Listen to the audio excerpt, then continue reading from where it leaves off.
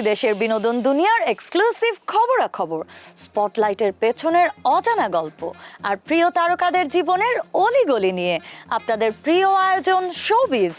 Green টেলিভিশনের weekend special এই বিনোদন আড্ডায় আপনাদের সাথে আছি আমি মিপা বিশ্বাস। চলুন এক নজরে দেখে নেই কি কি থাকছে আমাদের আজকের এপিসোডে। ও আমার বন্ধু গো, চিরসাথী পথ চলা। দীর্ঘ ২৯ বছর পর খল অভিনেতা ডন গ্রেফতার। আবার আলোচনায় ঢালিউডের রাজপুত্র সালমান শাহ হত্যা মামলা।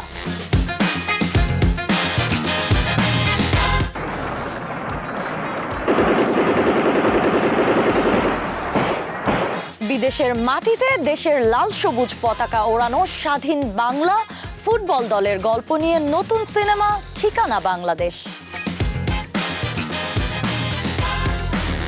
कोई ना जाने फिर क्यों आए ये तन्हाई। বাংলাদেশি খাবারের প্রশংসা আর এদেশের প্রতি ভালোবাসায় মাতলেন উপমহাদেশীয় সঙ্গীত তারকা আতিফ আসলাম। Nobody knows you're out of control, but I see a side behind the closed door. Pop sensation cat's eye এবং নিউ ইয়র্ক ফিল্ম ফেস্টিভ্যাল সহ আন্তর্জাতিক সিনেমার চমক। দেখছিলেন আজকের বিশেষ আকর্ষণগুলো। এবার চলে যাচ্ছি শোবিজের মূল ও বিস্তারিত আয়োজনে। বাংলাদেশের রূপালী পর্দার ইতিহাসে ধূমকেতুর মতো আগমন ঘটেছিল তার। মাত্র ৪ বছরের ক্যারিয়ারে স্টাইল, ফ্যাশন আর অভিনয়ের অনন্য জাদুতে জয় করে নিয়েছিলেন কোটি দর্শকের হৃদয়। তিনি ঢাকায় চলচ্চিত্রের চিরসবুজ রাজপুত্র সালমান শাহ। দীর্ঘ ২৯ বছর পর শাহজালাল আন্তর্জাতিক বিমানবন্দর থেকে খল অভিনেতা ডনের গ্রেফতার এবং হত্যা মামলার নতুন এজাহার ঘিরে আবার নতুন করে আলোচনায় এসেছে এই অমর নায়কের মৃত্যু রহস্য। ও আমার বন্ধু গো, চিরসাথী পথ চলা তোমার জন্য। চৌধুরী মোহাম্মদ শাহরিয়ার ইমন, যিনি পরবর্তীতে রূপালী পর্দায় সালমান শাহ নামে রাজত্ব করেছেন কোটি ভক্তের হৃদয়ে। ১৯৯৩ সালে সোহানুর রহমান সোহানের কিয়ামত থেকে কিয়ামত সিনেমার মাধ্যমে চলচ্চিত্রে এসেই ঝড় তোলেন তিনি। একসাথে রয়েছি দুজন, এক জোরে বাঁধা দুটি প্রাণ। প্রথমে মৌসুমী এবং পরবর্তীতে শাবনূরের সাথে তার জুটি ঢালিউডে জন্ম দেয় এক স্বর্ণালী অধ্যায়ের। মাত্র ৪ বছরের ক্যারিয়ারে সুজন সখী, স্বপ্নের ঠিকানা, বিচার হবে, সত্যের মৃত্যু নেই কিংবা এই ঘরে সংসারের মতো ২৭টি ব্যবসা সফল সিনেমা উপহার দেন তিনি। শুধু অভিনয় নয়, তার হেয়ারস্টাইল, মাথার ব্যান্ডানা ক্যাপ, চোখ ধাঁধানো বাইক ও স্টাইলিশ পোশাকের ট্রেন্ড পুরো তরুণ প্রজন্মকে করে তুলেছিল মন্ত্রমুগ্ধ। তিনিই ছিলেন আধুনিক ঢালিউডের প্রথম ট্রু ফ্যাশন আইকন।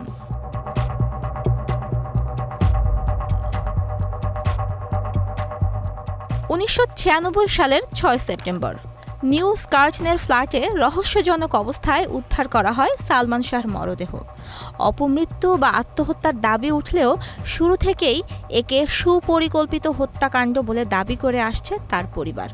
দীর্ঘ প্রায় ৩ দশক পর আদালতের নির্দেশে নতুন করে তদন্তে আসা এজাহারে উঠে এসেছে গা শিওরে ওঠা সব তথ্য।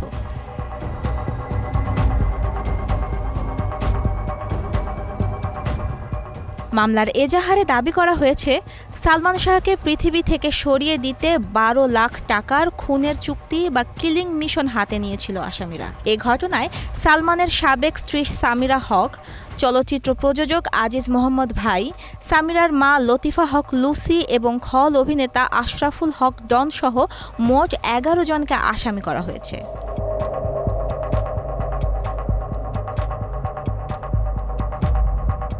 মামলাটি নতুন করে চালু হওয়ার পর থেকেই আত্মগোপনে ছিলেন এ মামলার ৪ নম্বর আসামি ও সালমানের এক সময়কার ঘনিষ্ঠ বন্ধু খল অভিনেতা ডন।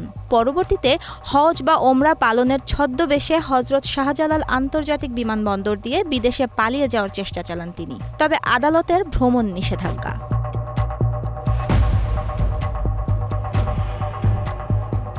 গ্রেফতারের পর সিআইডির আবেদনের প্রেক্ষিতে আদালত ডনের জামিন আবেদন নামঞ্জুর করে তাকে কারাগারে পাঠানোর নির্দেশ দেন।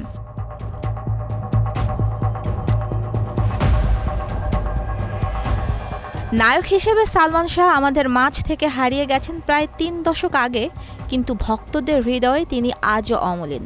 দীর্ঘ ২৯ বছর পার হলেও তার মৃত্যুর প্রকৃত সত্য উদ্ঘাটিত হবে এবং কোটি কোটি ভক্ত প্রিয় নায়কের হত্যার সুষ্ঠু বিচার পাবেন, এমনটাই প্রত্যাশা পুরো দেশের চলচ্চিত্র প্রেমীদের।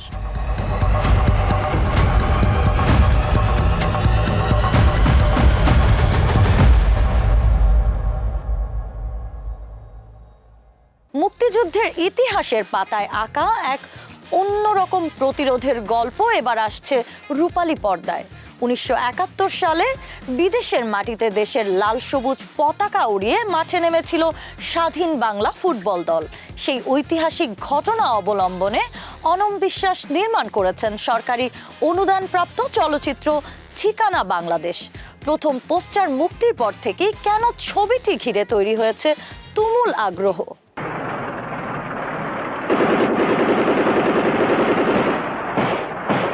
১৯৭১ সালের ২৫ জুলাই ভারতের নদিয়ায় বিদেশের মাটিতে প্রথমবারের মতো বাংলাদেশের লাল সবুজ পতাকা উড়িয়ে মাঠে নেমেছিল স্বাধীন বাংলা ফুটবল দল। মুক্তিযুদ্ধের ইতিহাসের সেই অবিস্মরণীয় দিন ও ঘটনাকে উপজীব্য করে দেবীখ্যাত অনম বিশ্বাস নির্মাণ করেছেন সরকারি অনুদানপ্রাপ্ত সিনেমা ঠিকানা বাংলাদেশ।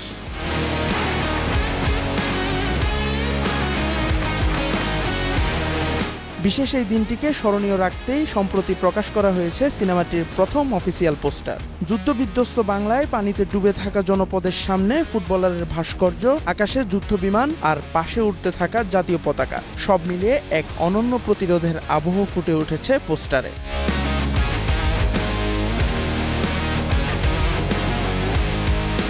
তাক লাগানো এই সিনেমায় অভিনয় করেছেন আরিফিন শুভ, নুসরাত ফারিয়া, খায়রুল বাশার, ইরফান সাজ্জাদ, আজাদ আবুল কালাম ও শতাব্দী ওয়াদুদ সহ এক ঝাঁক জনপ্রিয় অভিনয় শিল্পী। সময় ফারিয়াকে কমার্শিয়াল সিনেমাতেই দেখছি, ওর চুল খোলা, বাতাসে উঠছে স্লো মোশনে, everything. I love that, I actually love that. But ঠিকানা বাংলাদেশে ভিন্ন ফারিয়া পাবেন। প্রযোজনা সংস্থা সূত্রে জানা গেছে বর্তমানে সিনেমাটির সিজি ও সাউন্ডের চূড়ান্ত পোস্ট প্রোডাকশনের কাজ চলছে। খুব শিগগিরই ফাইনাল কাট হাতে পেলেই ঘটা করে জানানো হবে সিনেমার মুক্তির তারিখ।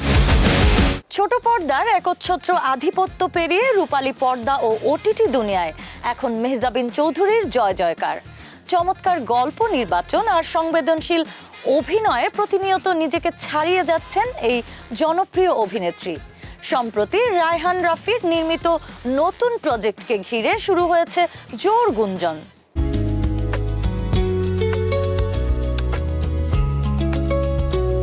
কয়েকদিন ধরে সামাজিক যোগাযোগ মাধ্যমে জোর আলোচনা চলছে নির্মাতা রায়হান রাফির নতুন সিনেমায় দেখা যাবে মেহজাবিন চৌধুরীকে। বর্তমানে রাফির আলোচিত সিনেমা সুড়ঙ্গ ২ এর প্রি প্রোডাকশনের কাজ চলমান, যেখানে সম্ভাব্য অভিনয় শিল্পীদের তালিকায় ঘুরে বেড়াচ্ছে মেহজাবিনের নাম। তবে কি রাফির নতুন সিনেমায় সত্যি আসছেন মেহজাবিন? বিষয়টি নিয়ে মুখ খুলেছেন নির্মাতা রায়হান রাফি নিজে।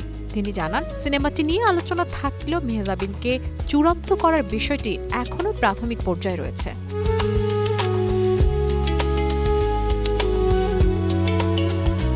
ছোট পর্দার জনপ্রিয় ও শীর্ষ অভিনেত্রীদের একজন মেহজাবিন চৌধুরী। দীর্ঘ সময় নাটকে নিজের একচ্ছত্র আধিপত্য ও ভার্সেটাইল অভিনয় দক্ষতার পর তিনি পা রেখেছেন রূপালী জগতে। ওটিটি প্ল্যাটফর্ম থেকে শুরু করে প্রেক্ষাগৃহ সব মাধ্যমেই নিজের ভিন্নধর্মী চরিত্র নির্বাচনের মাধ্যমে দর্শক ও সমালোচকদের প্রশংসা কুড়িয়ে নিচ্ছেন এই জাত শিল্পী।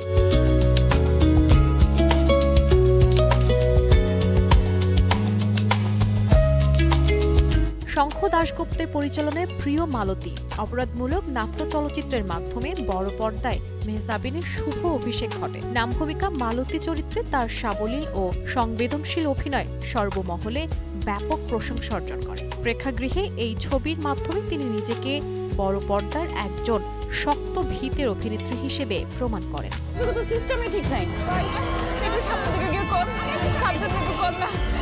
এরপর মাকসুদ হোসেনের পরিচালনায় নির্মিত আন্তর্জাতিক মানসম্পন্ন চলচ্চিত্র সাবাতেও মেহজাবিন অভিনয় করেন কেন্দ্রীয় নাম ভূমিকায়। ভিন্ন আঙ্গিকের গল্প ও জটিল মনস্তাত্ত্বিক ক্যারেক্টারায়নে মেহজাবিনের এই চরিত্রটি তার ক্যারিয়ারে যোগ করে এক নতুন মাইলফলক। কি হয়েছে? হ্যাঁ, কোথায় খারাপ লাগছে?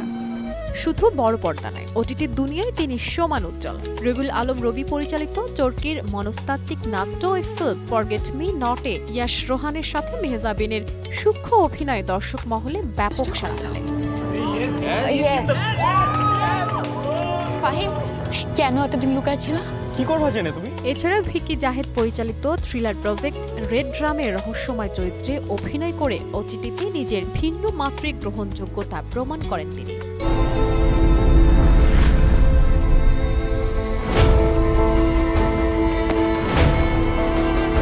নাটকের গণ্ডি পেরিয়ে ওটিটি ও বড় পর্দা সবখানে মেহজাবিন ধরে রেখেছেন কাজের মান ও বৈচিত্র্য। প্রতিটি প্রজেক্টে চ্যালেঞ্জিং চরিত্র বেছে নিয়ে নিজেকে একজন পরিপূর্ণ শিল্পী হিসেবে প্রতিষ্ঠিত করেছেন তিনি। মেহজাবিনের এই সিনেমা যাত্রা ঢালিউড ও দেশের চলচ্চিত্র শিল্পে উন্মোচন করেছে নতুন এক সম্ভাবনার দুয়ার।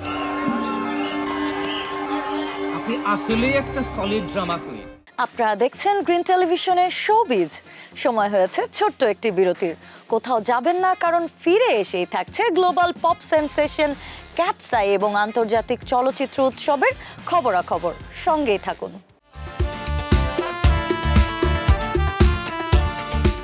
বিরতির পর আবারও স্বাগত জানাচ্ছি গ্রিন টেলিভিশনের উইকেন্ড স্পেশাল শো শোবিজে। গ্ল্যামারের আলো ঝলমলে দুনিয়ায় শুধু সুন্দর মুখ হয়ে থাকার লোভে অনেকেই কাজ করেন, কিন্তু তিনি হেঁটেছেন একদম ভিন্ন পথে। রূপালী পর্দা, নাটকের মঞ্চ কিংবা ওটিটি ডোমেইন, সবখানেই নিজেকে ভেঙে বারবার নতুন করে গড়েছেন জাতীয় চলচ্চিত্র পুরস্কার জয়ী গুণী অভিনেত্রী জাকিয়া বারি মম। আমি কারো চাকরি করি না, আমরা আন্দোলন কর্মী, আন্দোলন চালিয়ে যাব। লাক্স চ্যানেল আই সুপারস্টার থেকে রূপালী পর্দায় প্রথম কাজ, আর প্রথম সিনেমাতেই জাতীয় চলচ্চিত্র পুরস্কার অর্জন। বলছিলাম অভিনেত্রী জাকিয়া বারি মমর কথা। শুরু থেকেই প্রচলিত ছক ভেঙে প্রতিটি মাধ্যমে নিজেকে নতুন করে আবিষ্কার করেছেন এই অভিনেত্রী। এই টেরোরিস্টরা তোমাদের ক্যাম্পে লুকায় আছে। তুমি চাও শত শত ইনোসেন্ট মানুষকে খুন করুক সে?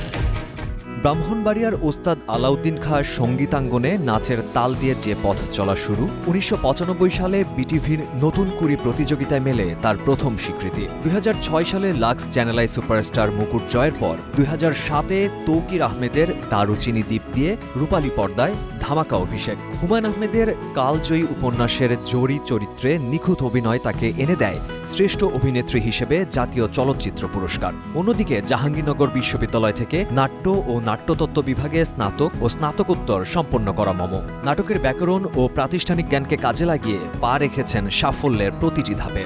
প্রশান্ত সাগরে তুফানে ও ঝড়ে, প্রশান্ত সাগরে তুফানে ও ঝড়ে। ছুঁয়ে দিলে মন কিংবা দহনের মতো টানা ব্যবসা সফল সিনেমার জনপ্রিয়তার জোয়ারে গা ভাসিয়ে না দিয়ে মম সবসময় খুঁজেছেন গল্পের আসল গভীরতা। তাই তাগিদ থেকেই সম্প্রতি এনটিভিতে শুরু হওয়া দীর্ঘ ধারাবাহিক চাওয়া পাওয়াতে মম হাজির হয়েছেন এক গভীর ও বহুস্তরীয় চরিত্রে। পর্দার ব্যাপ্তির চেয়ে চরিত্রের চ্যালেঞ্জিং দিকটাই মমর কাছে সবচেয়ে গুরুত্বপূর্ণ। একজন আসামি তার নিজের দোষ থানায় গিয়ে নিজে স্বীকার করেছে। আন্তর্জাতিক অটম ফিল্ম ফেস্টিভ্যালে পুরস্কারজয়ী নতুন সিনেমা মাস্টারে ছোট একটি চরিত্র বেছে নেওয়া নিয়েও স্পষ্ট নিজের দৃষ্টিভঙ্গি। মমর মতে পর্দায় উপস্থিতির সময়কাল নয়, পুরো গল্পকে এক সুতোয় বাঁধার ক্ষমতায় চরিত্রের আসল শক্তি। ফ্যান্টাসি দেখতে চাই, রিয়ালিটিও দেখতে চাই, জীবনকেও নানাভাবে আসলে দেখতে চাই। তো সেই দেখার জায়গাটা সবসময় টেলিভিশন এবং সিনেমা বরাবর পড়ে গেছে। মম মনে করেন মাধ্যম বড় কথা নয়, গল্প ভালো হলে দর্শক টিভিতেও দেখবেন, ওটিটিতেও দেখবেন, সিনেমা হলেও ছোটেন। তাই তো টেলিভিশনের পাশাপাশি মহানগর, কন্ট্রাক্ট, মার্কিউলিসের মতো প্রশংসিত ওটিটি প্রজেক্টেও তার সাবলীল উপস্থিতি নজর কেড়েছে সমালোচকদের। সব ঠিক হয়ে যাবে। 2 বছর ধরে একই কথা শুনছি, ঠিক হয়ে যাবে। আর এই পথ চলায় ট্রফি বা হাততালি ছাপিয়ে তার সবচেয়ে বড় প্রাপ্তি দর্শকের হৃদয়ে টিকে থাকা ভালোবাসা। কারণ পুরস্কার আলমারির শোভা বাড়ায় ঠিকই, কিন্তু সাধারণ মানুষের হুট করে মনে রাখা এক একটি প্রিয় চরিত্রই একজন শিল্পীকে বাঁচিয়ে রাখে আজীবন। পয়সা হইতেছে গিয়া থানার খানা। উপমহাদেশের তুমুল জনপ্রিয় সঙ্গীত তারকা আতিফ আসলাম বাংলাদেশে এসে দারুণ সময় কাটিয়ে গেলেন, আর সেই মধুর অভিজ্ঞতা ছুঁয়ে গেছে তার কোটি ভক্তের হৃদয়। এ দেশীয় খাবার সংস্কৃতি থেকে শুরু করে কিংবদন্তি রুনা লায়লার প্রতি শ্রদ্ধা, বাংলা গান গাওয়ার পরিকল্পনা কিংবা অবসরের চিন্তা সবকিছু নিয়েই মুখ খুলেছেন এই গ্লোবাল রকস্টার। ना मैं जानूं ना तू जाने कैसा है ये आलम कोई ना जाने फिर क्यों है ये तन्हाई कैसी है ये আতিফ আসলাম। অসম্ভব গুণী এই শিল্পীর জনপ্রিয়তা বিশ্বব্যাপী। তেরা হোনে লাগা হু কিংবা আদাত, যার কণ্ঠে জাদুতে বুঁদ হয়ে থাকে পুরো উপমহাদেশ, সেই পাকিস্তানি গায়ক আতিফ আসলাম বাংলাদেশের দর্শকদের ভালোবাসায় সবসময়ই আবেগ আপ্লুত। বারবার বাংলাদেশে আসার অভিজ্ঞতা আর এখানকার সঙ্গীত প্রেমীদের উচ্ছ্বাস তাকে এনে দেয় এক বিশেষ অনুভূতি। এদেশের মানুষের ভালোবাসার পাশাপাশি বাংলাদেশি খাবারের প্রতিও নিজের দুর্বলতার কথা নির্দ্বিধায় স্বীকার করেছেন আতিফ। বিশেষ করে এখানকার গরম গরম খিচুড়ি, মশলাদার বিরিয়ানি আর মালাই চায়ের স্বাদে তিনি এক প্রকার মুগ্ধ। যেখানেই যান না কেন বিশ্বমঞ্চে বাংলাদেশের এই খাবারের স্বাদের প্রশংসা করতে একদমই ভুলেন না এই তারকা। গান আর সহশিল্পীদের কথা উঠতে শ্রদ্ধার সাথে স্মরণ করেছেন আমাদের উপমহাদেশের লেজেন্ড সঙ্গীত শিল্পী রুনা লায়লাকে। একই প্রতিযোগিতায় বিচারক হিসেবে কাজ করার স্মৃতিচারণ করে তাকে বিনয়ী ও অসাধারণ এক কিংবদন্তি হিসেবে আখ্যা দেন আতিফ। পাশাপাশি আতিফ জানান, বাংলাদেশের রক কালচার তার ভীষণ পছন্দের এবং সুযোগ পেলে বাংলাদেশি শিল্পীদের সাথে কাজ করতেও তিনি আগ্রহী। তবে ভক্তদের মনে একটাই প্রশ্ন, কবে আতিফের কণ্ঠে আসবে পূর্ণাঙ্গ বাংলা গান? এ নিয়ে বেশ দায়িত্বশীল উত্তর দিয়েছেন এই পপস্টার। তিনি জানান, ভুল উচ্চারণে গেয়ে গান নষ্ট করার কোনো ইচ্ছে তার নেই। আগে নিখুঁতভাবে বাংলা উচ্চারণ আয়ত্ত করবেন, তারপর মনের মতো করে উপহার দেবেন দুর্দান্ত এক বাংলা গান। But I don't want to ruin, the song because I don't have that accent. So I would rather nail it first and then sing it, as of to any disrespect. অন্যদিকে ভারতীয় ডিজিটাল প্ল্যাটফর্ম দ্য কার্লি টেলসে দেওয়া এক সাক্ষাৎকারে ক্যারিয়ারের অবসর নিয়ে খোলামেলা কথা বলেছেন আতিফ। গান পুরোপুরি ছেড়ে দেওয়ার চিন্তা না থাকলেও একজন শিল্পীর জীবনে ক্রিয়েটিভ ব্লক বা সৃষ্টিশীল স্থবিরতা আসাকে স্বাভাবিক বলে মনে করেন তিনি। তার মতে বিরতি মানুষকে নতুন শক্তিতে ঘুরে দাঁড়াতে সাহায্য করে। সাফল্যের চূড়ায় দাঁড়িয়েও আতিফ আসলামের এই বিনয় ও সঙ্গীতের প্রতি নিখাত ভালোবাসা সত্যিই প্রশংসনীয়।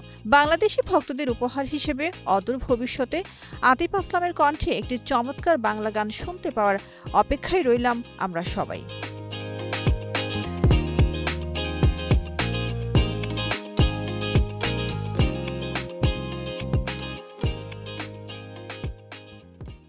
সঙ্গীতের নেই কোনো সীমানা কথাটি আবারও প্রমাণ করে বিশ্বমঞ্চে ঝড় তুলেছে global pop sensation Katseye. 4 দেশ ও 3 মহাদেশের 6 তরুণীকে নিয়ে গঠিত এই গার্ল গ্রুপটি সম্প্রতি সব ধারণা বদলে দিয়ে মাত করে চলেছে আন্তর্জাতিক মিউজিক চার্ট। চলুন এবার জানা যাক বিশ্ব সঙ্গীতের এই নতুন পপ আইকনদের গল্প।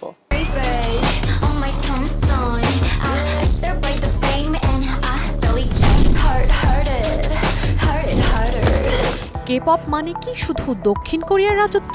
এই পুরনো সমীকরণ এবার এক নিমিষেই বদলে দিল আন্তর্জাতিক পপ সেন্সেশন ক্যাটস আই। বৈচিত্র্যময় সংস্কৃতি আর ভিন্ন ভিন্ন দেশ থেকে আসা 6 তরুণী যেন বিশ্ব সঙ্গীতের দৃশ্যপট এক ছটকায় নতুন করে সাজালেন। মাত্র 2 বছরে পুরো বিশ্বকে নিজেদের সুরের জাদুতে বুঁদ করে তারা উঠে এসেছেন আন্তর্জাতিক পপ ইন্ডাস্ট্রির শীর্ষ চূড়ায়।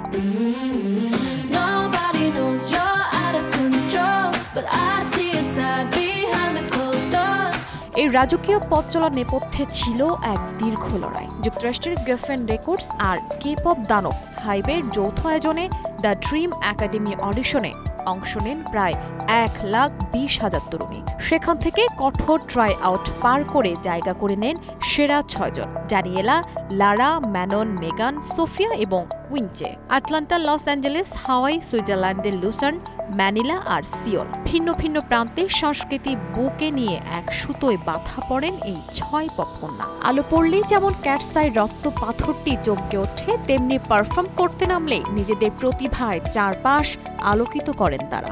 But you've been so hard to touch, touch, touch, touch, touch, that I bought you way too much, much, much, much, much.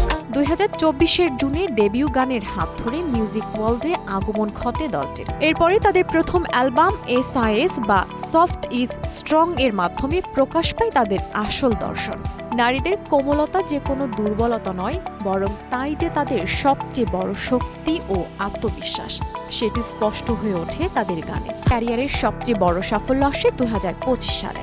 তাদের দ্বিতীয় অ্যালবাম বিউটিফুল কেওস বিলবোর্ডের সেরা 200 অ্যালবাম চার্টের 4র্থ স্থান দখল করে নেয়। অ্যালবামে 2টি হিট ট্র্যাক নার্লি এবং গ্যাব্রিয়েলা সামাজিক মাধ্যমে ব্যাপক ছড়িয়ে পড়ে। নার্লি গানটি বিলবোর্ড গ্লোবাল 2000 সহ বিশ্বের ডিজিটাল মিউজিক চার্টগুলোর শীর্ষ তালিকায় জায়গা করে নেয়। অন্যদিকে গ্যাব্রিয়েলা প্রমাণ করে মেলোডি ও আবেগঘন গানেও তারা কতটা পারদর্শী।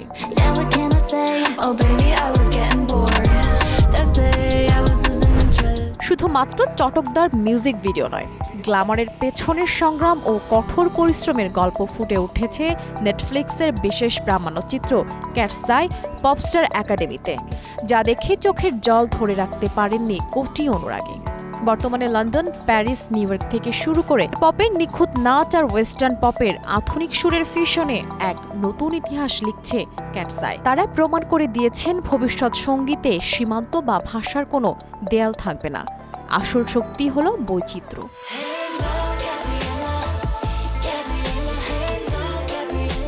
আন্তর্জাতিক অঙ্গনে এখন চলছে রোমান্স, উৎসব আর সংবেদনশীল গল্পের নতুন সমীকরণ।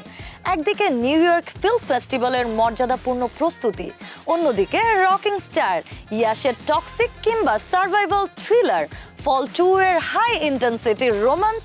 আন্তর্জাতিক বিনোদন দুনিয়ার এই মুহূর্তের সবচেয়ে আলোচিত খবর ও ট্রেলার আপডেট নিয়ে আমাদের আজকের শেষ আয়োজন। Do you want to be here? Why are you here? All right, showtime. I don't respond to my client's dream. আন্তর্জাতিক চলচ্চিত্রাঙ্গনের অন্যতম মর্যাদাপূর্ণ আসর 64তম নিউ ইয়র্ক ফিল্ম ফেস্টিভ্যালের পর্দা উঠতে যাচ্ছে আগামী 25 সেপ্টেম্বর। লিঙ্কন সেন্টার সহ 5টি ভেন্যুতে 12 অক্টোবর পর্যন্ত চলবে এই মেগা আয়োজন। 32টি সিনেমার মেইন স্লেটে উদ্বোধনী ছবি হিসেবে থাকছে জেমস ক্রের পেপার টাইগার এবং সমাপনী তথ্যচিত্র আভা ডুরভানের পটিন। এছাড়া রিওশুক, হামাগুচি, পেরদো আলমোদোভার ও ক্রিস রকের মতো খ্যাতিমান নির্মাতাদের প্রজেক্টও থাকছে আলোচনার কেন্দ্রে।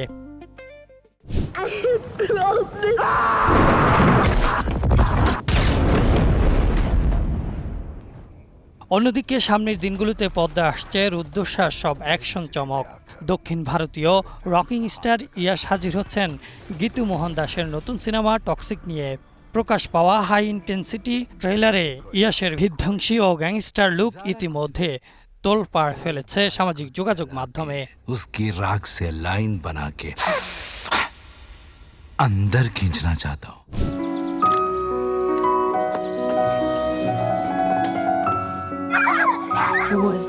শুধু অ্যাকশন নয়, আর্ট হাউস ফ্রন্টে উৎসব কাঁপিয়ে প্রশংসা কুড়াচ্ছে কানাডীয় পূর্ণ দৈর্ঘ্য সিনেমা ব্লু হেরন।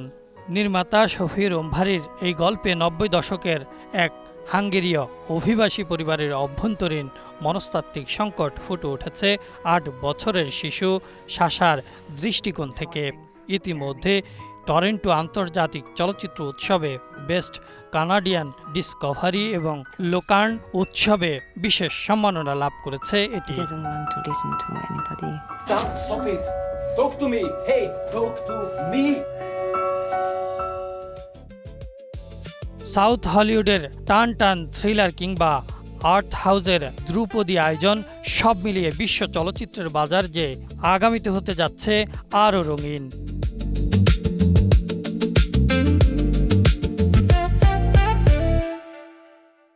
বিনোদন জগতের এমন সব বৈচিত্র্যময় ও রঙিন গল্প দিয়েই সাজানো হয়েছিল আমাদের আজকের পর্ব। আশা করি শোবিজের এই বিশেষ আয়োজন আপনাদের ভীষণ ভালো লেগেছে। আবারও দেখা হবে শোবিজের নেক্সট এপিসোডে। Till then keep watching Green television.